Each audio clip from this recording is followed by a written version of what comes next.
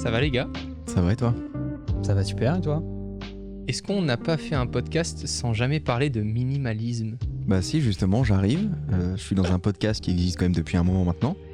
Vous avez toujours parlé de minimalisme, ça me choque un peu, j'avoue. On en a très peu parlé. Bah c'est quand même le propre d'un podcast. C'est vrai.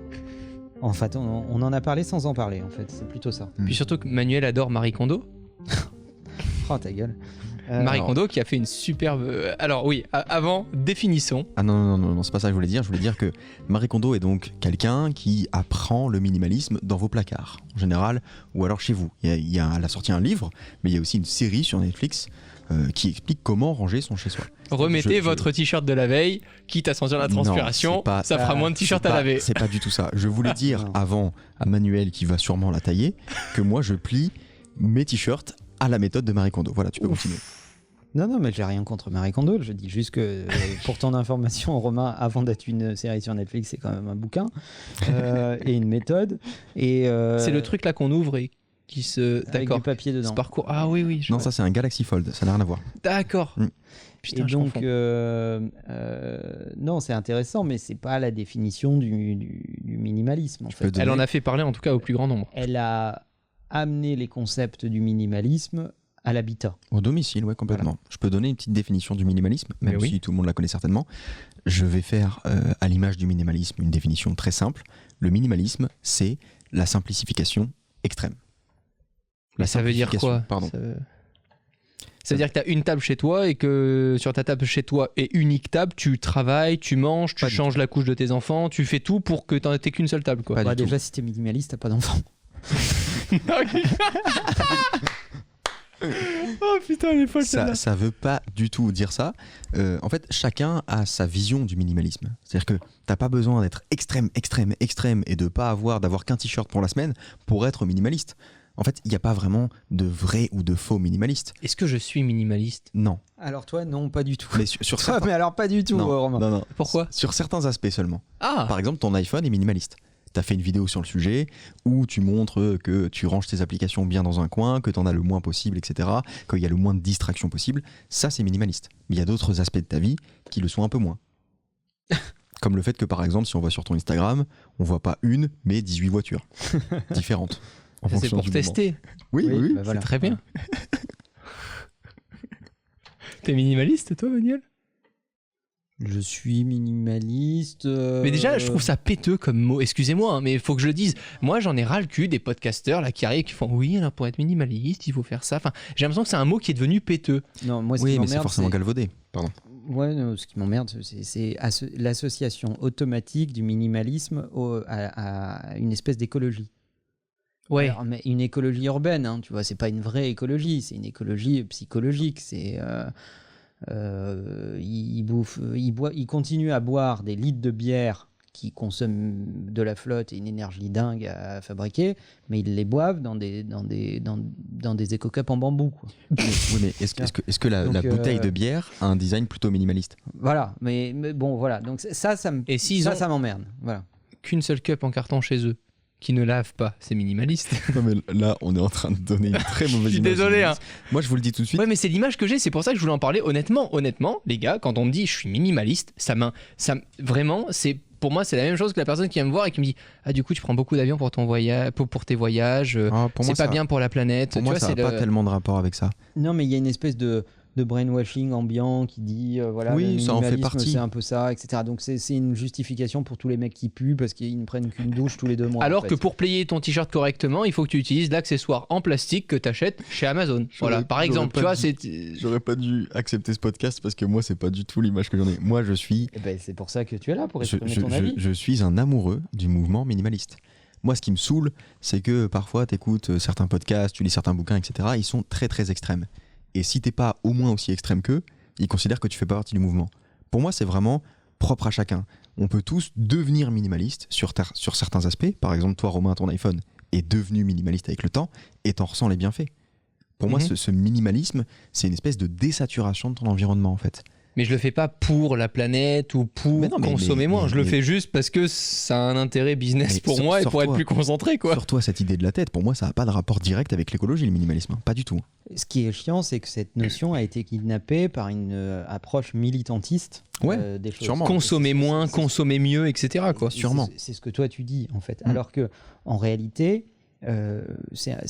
bon, on va redéfinir ce qui est à la base, le minimalisme, c'est un mouvement d'art contemporain, né dans les années 60 aux États-Unis en réponse au lyrisme qui saturait un peu les esprits à l'époque, et ils se sont dit bon bah on va lancer un mouvement minimaliste qui est très différent. C'est d'ailleurs devenu c'est aussi devenu un mouvement musical après, avec une approche musicale minimaliste qui était à la base de musique à répétition, etc. etc.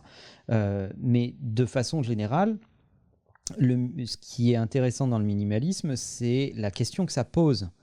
Moi, ce que je trouve intéressant dans le minimalisme, c'est que ça t'oblige à te poser la question du pourquoi. Ouais.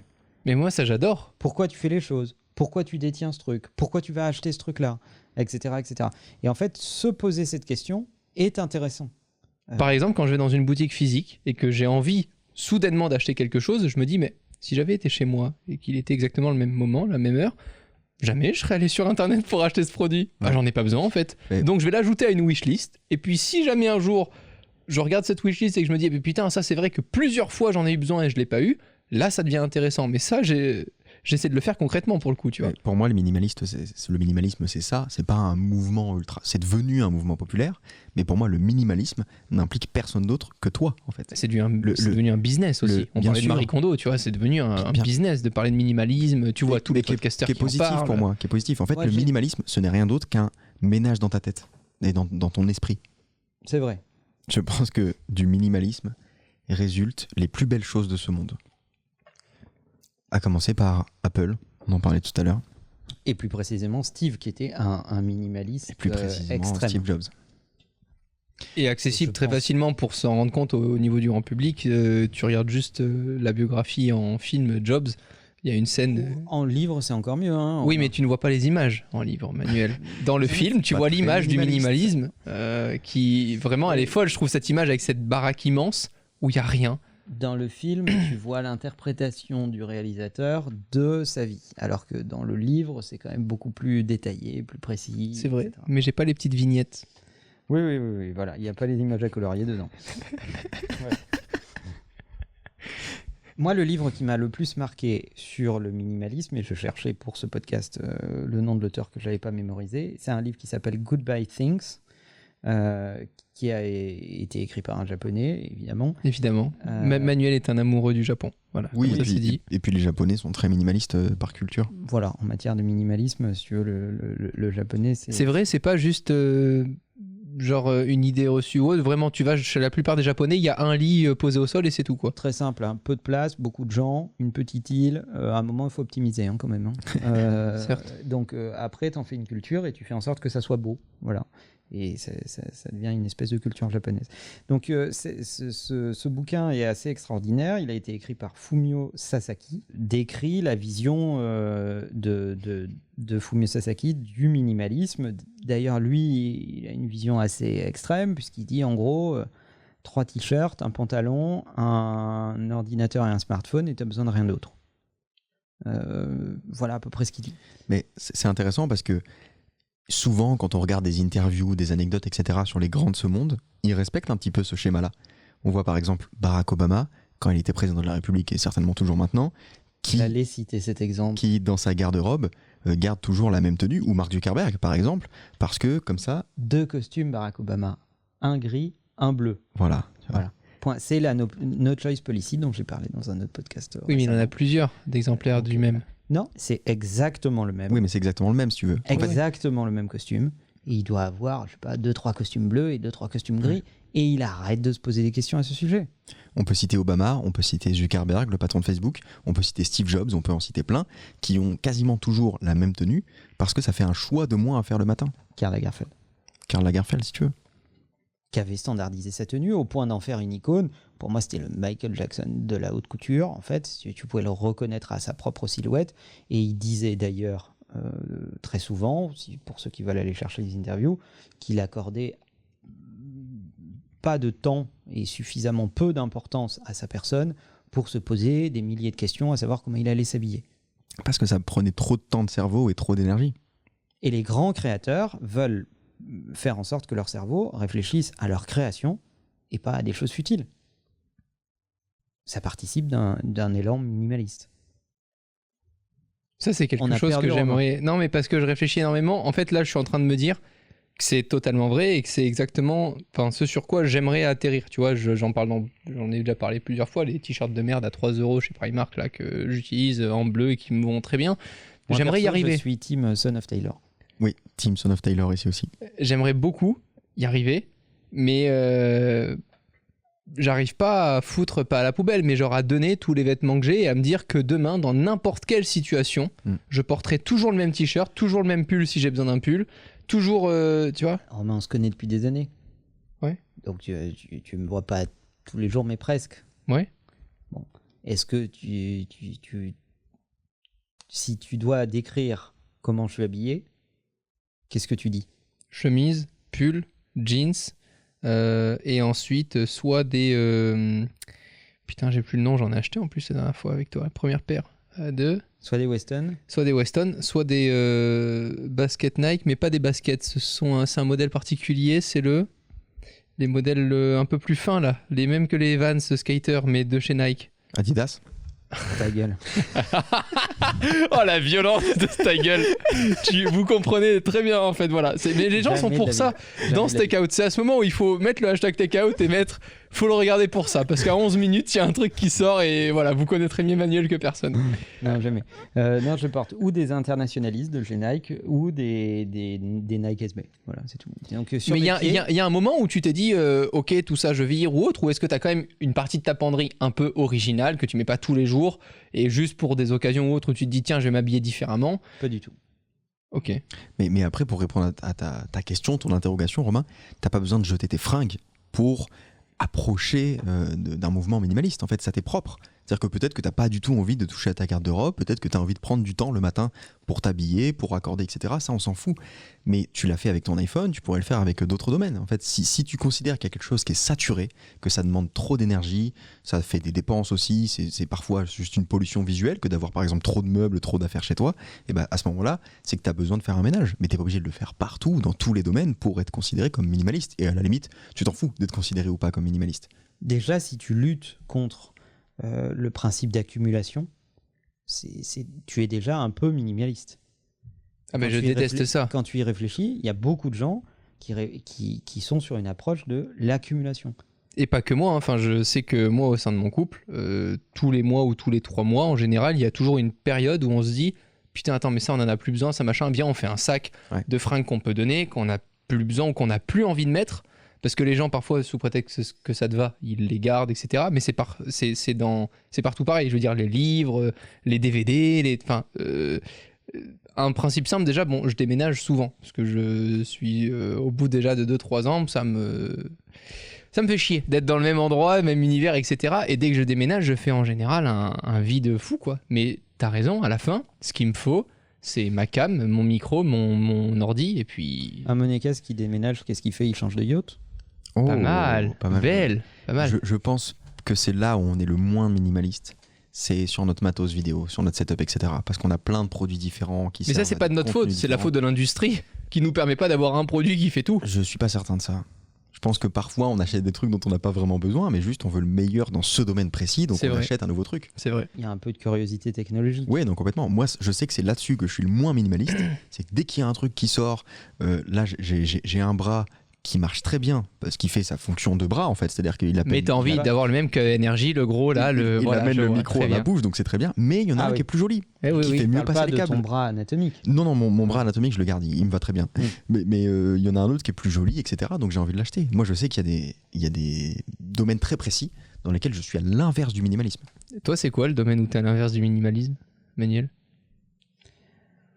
Le domaine où je suis à l'inverse du minimalisme. Ah, j'en ai un.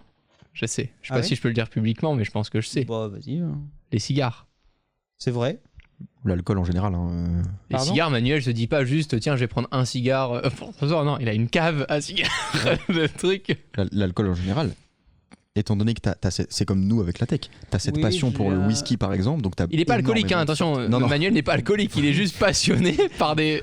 Vous me faites passer pour un Non, alcoolique mais quand même, les gars. Tu t'y connais très bien en vin, tu t'y connais très bien en whisky, donc Oui. par conséquent, t'as plein de sortes de whisky, plein de sortes de vins que tu connais et que tu aimes déguster.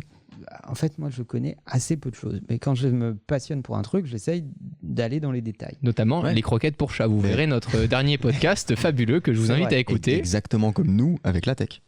Oui, voilà. Bon, écoute, donc moi, ça s'applique effectivement, oui, au cigare. Tu as raison de le dire, Romain. Donc, c'est vrai que j'ai une passion pour les produits artisanaux. Le cigare, c'est un produit artisanal fait à la main. Voilà, il y a des années particulièrement intéressantes où que tu sais que cette maison va pas refaire ce cigare pendant un moment. Donc, oui, je vais stocker 5-6 boîtes de cigares sur ce modèle-là parce que je sais que ça va être difficile de le retrouver. Donc, je me retrouve facilement avec 600, 700, 1000 cigares dans ma cave. Donc finalement, on part d'un principe simple. Du moment où on est passionné par un sujet, Ouais. on n'est pas minimaliste dans le sujet. Ouais. Peu importe l'être humain que tu es, si tu es passionné par un sujet, tu as envie de toucher à tout, goûter à tout, tout tester, donc t'es pas minimaliste. Et puis il y a surtout ce côté propriété, de posséder quelque chose. Quelqu'un qui est fan de cinéma, la plupart du temps, on voit ces étagères horribles, je suis désolé pour ceux qui ont ça, ces étagères horribles avec plein de DVD, plein de Blu-ray. Moi j'aime bien. Moi j'en ai quelques-uns et j'adore ça. Mais les vrais grands fans de cinéma, ils ont pas un Plex par exemple avec tous leurs films. Plex, c'est quoi, Léo? Je sais pas.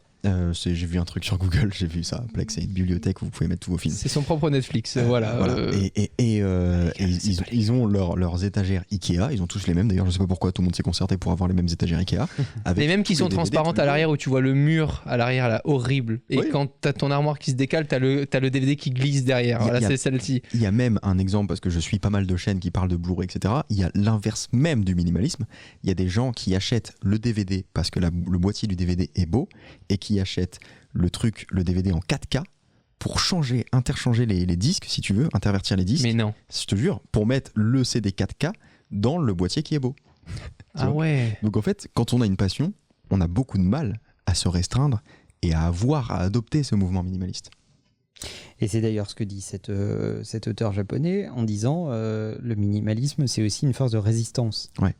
C'est une certaine résistance à la tentation, une certaine résistance à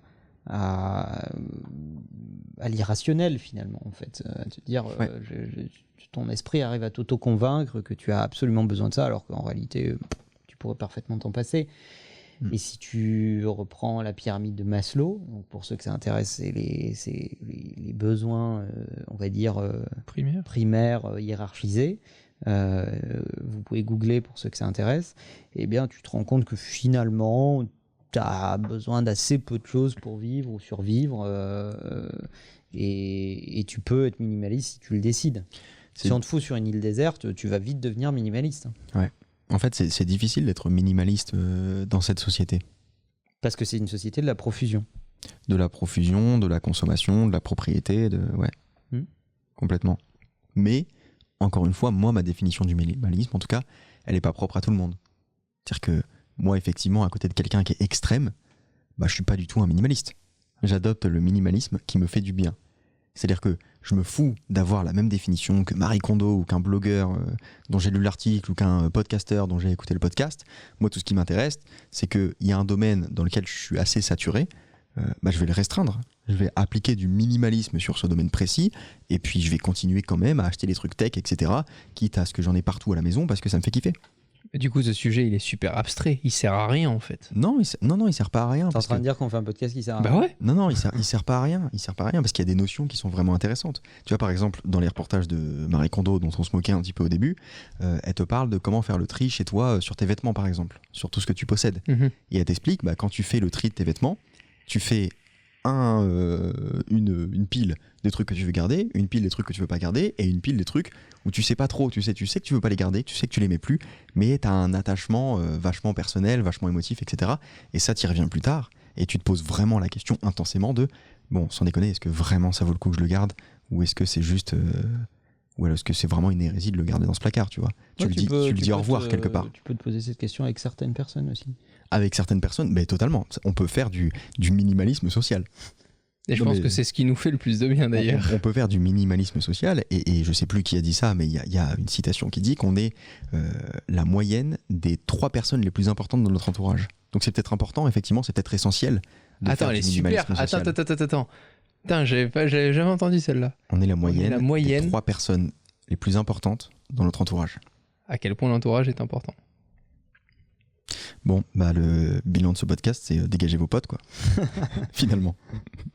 Et nous, ce qui nous a le plus intéressé cette année particulièrement, et depuis 2 ans, toi Léo, mais Manuel, toi tu le fais depuis très longtemps, le minimalisme numérique, tout simplement. Le fait de ne pas aujourd'hui accepter volontairement d'être assailli d'informations partout sur son téléphone qu'on décide pas, en tout cas, qu'on décide pas de subir. Nous, on en a vachement parlé avec Léo, mais finalement, aujourd'hui, je pense que le minimalisme le plus important, c'est celui-là. Un vêtement viendra jamais t'attaquer en pleine nuit pour te dire « Hey, regarde-moi, consomme-moi !» Par contre, ton téléphone, avec une notif d'un mec que t'as jamais vu depuis 10 ans et où Facebook te dit « Hey, c'est son anniversaire aujourd'hui !» Bah t'en as rien à foutre en fait, tu vois. Ouais, ou alors la notification de ce podcast, par exemple. Est-ce qu'elle est essentielle à nos auditeurs? Beaucoup de nos auditeurs, au vu du temps des podcasts, choisissent leur moment dû à nos précédents épisodes, parce qu'à un moment, quand tu suis ces épisodes, si tu suis pas au moins un des conseils qu'on essaie de donner, c'est dommage. On est ravis de t'accueillir, mais on se dit putain merde, t'aurais pu au moins essayer. C'est ça, c'est de choisir un moment. Personnellement, je l'ai. J'ai ce moment le week-end, en général c'est le dimanche matin, où j'ai mon petit moment de kiff, tu vois. Ouais. Les vidéos YouTube, ma petite émission Automoto ensuite, voilà, tous mes petits trucs de merde qui font que ça me fait plaisir. Voilà.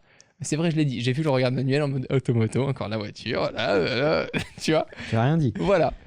Mais j'ai ces moments-là. Et c'est d'ailleurs pour ça que pour moi, la fonction replay est super importante. Ouais. Et c'est pour ça d'ailleurs que je déteste la télé. Je déteste qu'on me fasse subir une émission à un moment que j'ai pas choisi. Ça, c'est impossible pour moi. T'installes Molotov et puis tu fermes ta gueule. Hein. Oui, exactement. Mais attends, Molotov, ça parle pas à tout le monde, Manuel. Il y a plein de gens Non, aujourd'hui c'est sûr. qui regardent la télé. Et attends, j'entends cette phrase fabuleuse et de proche. Ouh là là. Je mets la télé parce qu'au moins, je n'ai pas besoin de choisir. Mais cette phrase, moi, me rend fou furieux. Mais vraiment, je pourrais être très violent pour cette phrase. Non, mais c'est ce qui est intéressant avec le podcast. C'est que c'est finalement le média qui nous sollicite le moins. Il est téléchargé en général directement sur notre application. Il est On n'en écouté en suit voiture, il est écouté... Contrairement à YouTube, on n'en suit pas 150 parce qu'il n'y en a pas tant que ça, des podcasts. Et puis surtout, on peut l'écouter quand on fait autre chose. C'est pour ça qu'on le fait, je pense en fait. C'est que c'est celui qui nous sollicite le moins. Alors qu'il y a des applications comme Twitter, comme Instagram, etc. qui nous sollicitent toute la journée pour les trucs qui sont rarement intéressants, on va se le dire. Donc c'est pour ça qu'on a tous les 3, je pense, adopté une sorte de minimalisme numérique. C'était pour être moins contrôlé, ordonné par notre smartphone. Bah, moi, c'est simple, sur mon smartphone, je n'ai aucune notification sauf mon application agenda. Et je rappelle quand même aux gens que Manuel et ses partenaires aujourd'hui ont plus de 1500 employés dans la structure que tu gères au quotidien. Et même à notre échelle, quand les gens savent les abonnés qu'on a et autres, il est actuellement 20h30, on a démarré les podcasts à 18h, je n'ai que mon fond d'écran. Je n'ai jamais reçu une seule notif. Les seules personnes qui pourraient m'emmerder pendant ce moment-là, c'est ma mère, mon partenaire, un associé ou autre. Ouais. Les gens ne se rendent pas compte que ce n'est pas grave, qu'on loupe rien. Et si là, maintenant, il y a eu une catastrophe naturelle ou un truc, bah d'accord, on va la voir, mais de toute façon, on n'aurait rien pu changer à ce qui va se passer. Donc, tant qu'à faire, on la consomme après avoir fini ce qu'on doit faire, quoi. Ce qui est intéressant avec ce que tu dis, c'est que Manuel, combien d'employés? Un peu, ouais, autour de 1500. Ouais. Donc, une responsabilité pas dégueu, on va appeler ça comme ça. Et pourtant, la plupart des gens qui n'ont pas du tout cette responsabilité ont toujours cette réflexion de « mais si jamais je manque un truc ?» Mais qu'est-ce que tu veux manquer? C'est ce qu'on a fait en 3 jours sans technologie avec Léo. C'était assez fou d'ailleurs. On vous invite évidemment à regarder la vidéo. 3 jours sans technologie. Et on a eu. C'est aussi un minimalisme d'équipe. Par exemple, moi, j'ai pas d'assistante. Ça m'a vachement surpris parce que la première fois que j'ai rencontré Manuel... C'est terrible de dire ça comme ça. Tu peux le faire si tu veux. J'ai pas d'assistant ou d'assistante. Voilà, oui, bien sûr, évidemment. Mais la première fois qu'on s'est rencontré avec Manuel, c'est une personne qui me parlait par email et c'était pas Manuel, mais c'était marqué chatbot. Et là, je me suis dit, mais attends, c'est fou. En fait, Manuel m'expliquait qu'il avait associé un chatbot à son agenda sur des timings précis où il était disponible et le chatbot proposait automatiquement à certains de ses clients qui voulaient s'entretenir avec lui sur des plages horaires de 10-15 minutes maximum par call, etc. Et quand je l'ai rencontré, t'imagines à mon échelle, je lui ai dit mais non mais moi il y a une personne qui m'aide, qui répond quand je dois aller à des endroits et tout. Et il m'a dit fais le calcul. Le nombre d'informations que tu dois transmettre à cette personne versus le temps que tu passerais à les traiter toi-même. Tu les choisirais mieux, donc tu répondrais à moins de choses, tu répondrais plus efficacement et autres. Et c'est vrai que j'ai viré tout ça et je suis très content. Et puis, sincèrement, c'est terrible. C'est-à-dire que c'est un job de merde. Infliger ça à un être humain, c'est-à-dire gérer ton agenda, gérer tes contraintes, deviner ce que tu aimes, ce que tu n'aimes pas, etc., etc. C'est un job de merde, en fait. Tu peux pas infliger ça à un être humain. Tu es assez grand dans la vie pour décider où est-ce que tu as envie de rencontrer telle ou telle personne, ou à quelle heure tu as envie de bouffer, ou je sais pas quoi, tu vois, prends-toi en main, quoi, tu vois. Il n'y a aucune raison d'infliger ça à un autre être humain. Que tu aies des gens dans ton équipe qui te donnent des idées, qui contribuent à ta performance, ou qui... oui, mais tout ça, tu y arrives voilà. quand tu arrives à la parfaite gestion du temps. Il y a beaucoup de gens qui ne sont pas à l'aise avec le fait de faire quelque chose qui... Moi, je pense surtout que ça donne beaucoup de consistance à plein de gens de se dire « Ah, j'ai un staff, j'ai un cabinet, j'ai une assistante, etc. » Ça leur donne le sentiment de faire des choses importantes. Alors que, en fait, pas du tout. Ils font de la daube, en fait, comme les autres. Mais si tu veux, ils règnent un petit peu comme ça sur une espèce de petite cour qui les assiste et ça leur donne de la consistance. Et puis ton image n'est pas du tout la même. Je parle de ça parce que je sais qu'il y a beaucoup de personnes, mais ton image n'est pas du tout la même. Je sais que dernièrement, par exemple, j'ai eu une proposition d'une personne que je connais pas du tout correctement, que j'ai croisée une fois, et qui me demandait, tu vois, par SMS, à ce qu'on se voit, qu'on déjeune ensemble pour discuter et tout. Et bon, j'ai pas d'assistante, ni rien. Je lui ai répondu, au plaisir de discuter ensemble. Je suis dispo telle date ou telle date pour une durée de call de 15 minutes à telle heure, etc. Mais il a vachement mal pris. Mais je suis sûr que si ça avait été une personne tierce qui répondait pour moi, il l'aurait pas pris de la même manière. Alors, c'est ça qui est fou avec l'être humain, c'est que l'être humain a du mal à accepter le non ou le pas comme tu veux. À l'inverse de ça, il y a un côté vachement bénéfique à ce que quelqu'un s'occupe de toi à ta place. Parce que ça sous-entend l'idée que tu as une équipe et que tu as quelqu'un qui va gérer ça parce que toi, tu n'as pas le temps de gérer ça.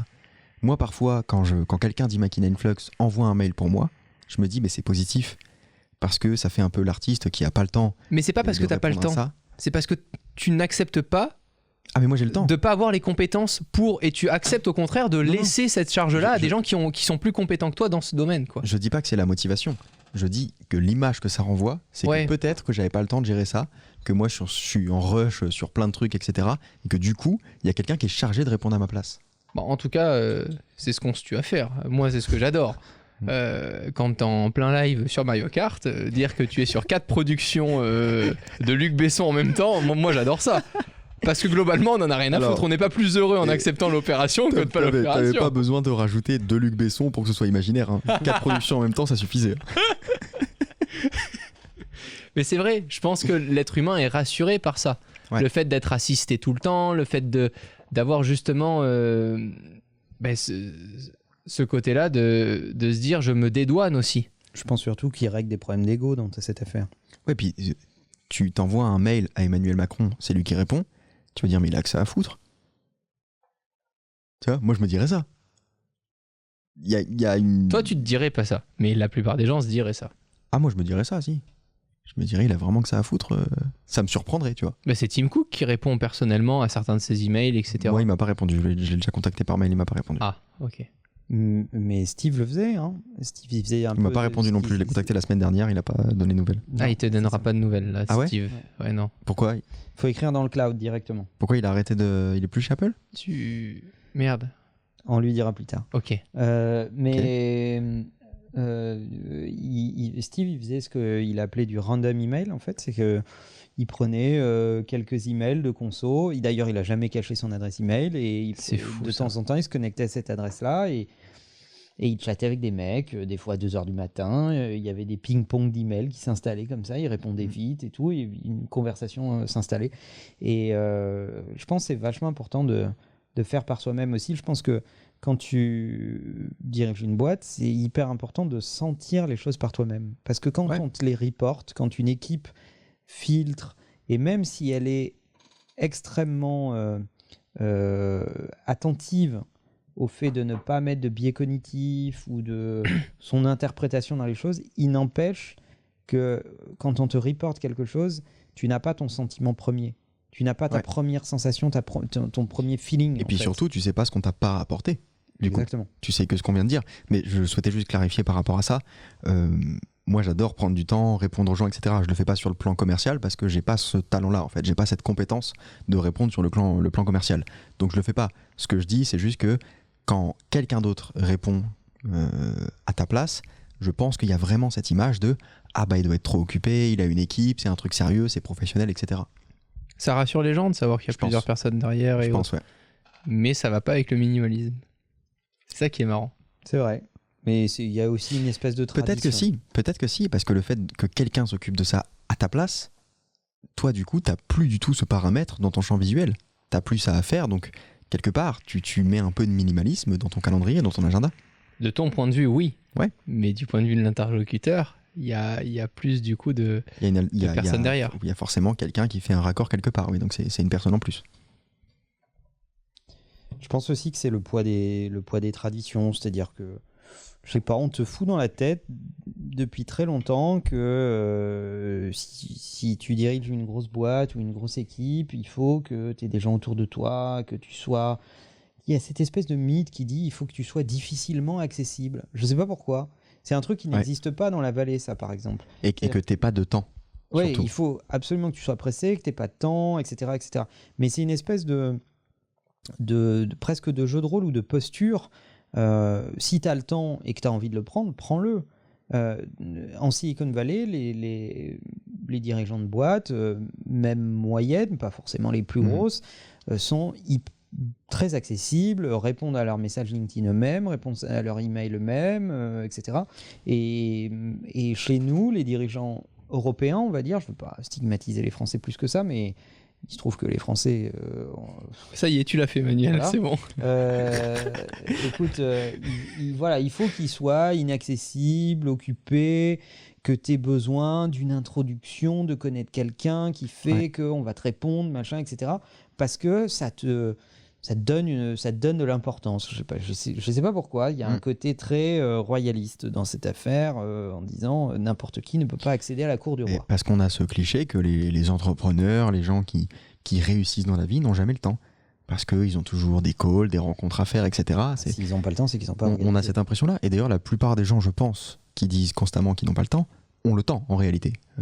Et que les gens qui n'ont vraiment pas beaucoup de temps le disent pas forcément. Moi, j'ai toujours l'impression qu'à chaque fois qu'on me sort l'excuse « Ah, j'ai pas le temps », il y a une phrase magique, mais qui choque beaucoup et que j'utilise depuis que Manuel me l'a dite parce que je la trouve magnifique et elle veut dire beaucoup plus de choses, c'est « Non, je ne prendrai pas le temps pour ça ». Ouais. Ou « Non, je n'ai pas pris le temps pour le faire ». Même au sein de tes propres équipes, quand il y a certains sujets ou autres sur lesquels j'ai pas pu travailler à temps, je dis pas « J'ai pas eu le temps », c'est fou. C'est fou, je suis allé me balader, j'ai pris ma caisse, je suis allé faire des photos, je me suis branlé, excusez-moi les détails. Okay. On n'est pas obligé de tout dire non plus, Romain. Mais pourtant, c'est la vérité. Et tu vois, on va tout savoir. Ouais, non, vraiment. Et c'est et la vérité, c'est que j'ai juste pas pris le temps pour ce sujet parce que je ne considérais pas que c'était une urgence ou autre. Mais les gens ont du mal à l'accepter. Et quand tu réponds à une personne à qui tu devais quelque chose de dire non, je n'ai pas pris le temps pour le faire. La personne, elle réalise que tu dis la vérité en fait. Mais alors, pour le coup, je jette la pierre à personne parce que moi, j'avoue que ça m'arrive souvent de dire. J'ai pas le temps. De dire j'ai pas le temps, alors que j'ai eu le temps de ouf en fait. J'ai juste pris le temps sur beaucoup d'autres trucs. Mais souvent. Mais t'as le droit. Souvent j'ai le temps. Ouais, non mais moi je kiffe avoir le temps. Moi, après, faut pas se plaindre des conséquences. Il faut pas regretter les conséquences, mais tu as le droit. Si t'as envie de rien foutre de ta journée, c'est ton droit. Alors, mais à toi d'en subir les conséquences de ce que tu devais, c'est tout. Je veux quand même faire des trucs, mais moi l'objectif de ma vie, c'est d'avoir le temps. Mais c'est un super objectif. La seule chose, c'est qu'il faut assumer ce qui va avec. Ouais. Et toi, tu l'assumes en t'organisant, en déléguant des choses qui te prennent du temps ou sur lesquelles tu considères que t'es pas le meilleur pour les faire à d'autres, etc., etc. Et donc, la question, c'est toujours la même, c'est assumer.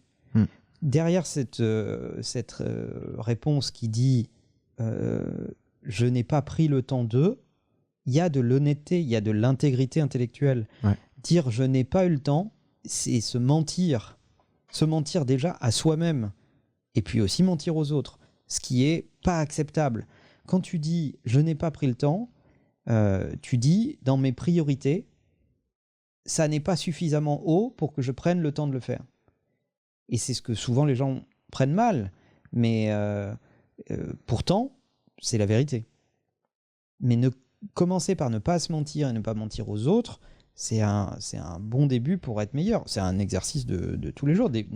Notre esprit, tous les jours, a tendance à vouloir se mentir ou nous auto-convaincre que la réalité On se rassure. n'est pas celle-là, parce que c'est plus confortable de se dire cela.